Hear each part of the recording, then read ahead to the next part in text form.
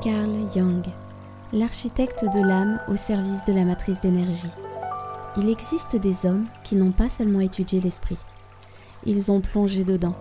Ils ont cartographié l'invisible. Ils ont donné des mots au mystère, des formes au sacré, des structures à l'ombre. Carl Gustav Jung, 1875-1961. Psychiatre suisse, père de la psychologie analytique. Et si aujourd'hui j'analyse une matrice d'énergie, que je parle de blessures, de missions d'ombre et de lumière, c'est parce que Jung a ouvert la voie. Si tu veux comprendre pourquoi la matrice transforme si profondément, lis Jung, tu comprendras tout. Qui était-il? Carl Jung est né en 1875 à Kesswil, en Suisse. Il devient psychiatre, disciple de Freud, avant de rompre avec lui pour suivre une voie plus symbolique, plus mystique, plus sacrée. Il consacre sa vie à explorer l'âme humaine à travers les rêves, les symboles, les archétypes universels, la spiritualité. D'ailleurs, il étudie l'alchimie, les traditions orientales, l'astrologie, l'énéagramme. Pour Jung, chaque être humain est traversé par des structures invisibles communes à toute humanité. Il les appelle les archétypes. Ses travaux majeurs. D'abord, l'inconscient collectif. Il démontre que nous portons tous en nous un réservoir de mémoire, d'images, de peurs, de forces héritées. Ces forces agissent en nous sans qu'on les voie, comme des énergies dormantes à activer ou à pacifier. La matrice d'énergie me permet de les reconnaître consciemment. Ensuite, les archétypes universels. Jung nomme des figures intérieures, le sage, la mère, l'ombre, l'enfant intérieur, l'héroïne, etc. Ces archétypes sont des énergies profondes, structurantes, présentes dans toutes les cultures. Les zones de la matrice sont des archétypes vibratoires personnalisés.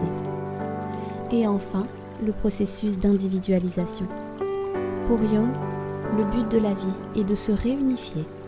Cela passe par une reconnaissance de l'ombre, une mise en lumière de l'inconscient, une rencontre avec le soi. Tu entends l'écho de ton mantra? Unir pour se réunir?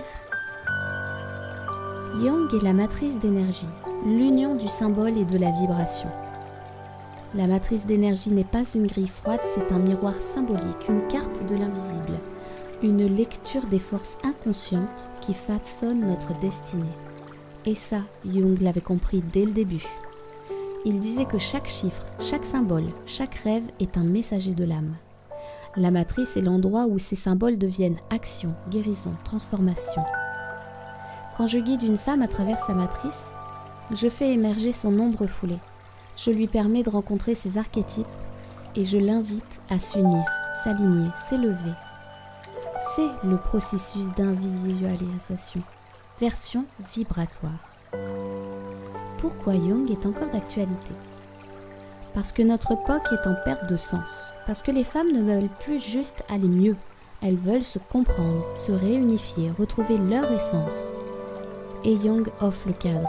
Il prouve que l'invisible structure le visible, que le symbole guérit, que l'ombre est le chemin vers la lumière. Aujourd'hui, la matrice d'énergie actualise sa vision. Elle traduit les archétypes en chiffres vibratoires, les blessures en zones, les missions en trajectoire de lumière. Jung ne connaissait pas les matrices, mais il a préparé leur naissance. Il a montré que toute guérison est un retour vers soi. Il a prouvé que ce qui est inconscient demande à devenir lumière. Je suis son héritière. Et la matrice est l'outil moderne pour révéler ce qu'il appelait le soi. Cet être total, libre, unifié. Dans le prochain article, on replongera dans l'univers fascinant de Rupert Sheldrake et son idée révolutionnaire de champ morphique qui donne un cadre scientifique à la transmission énergétique invisible.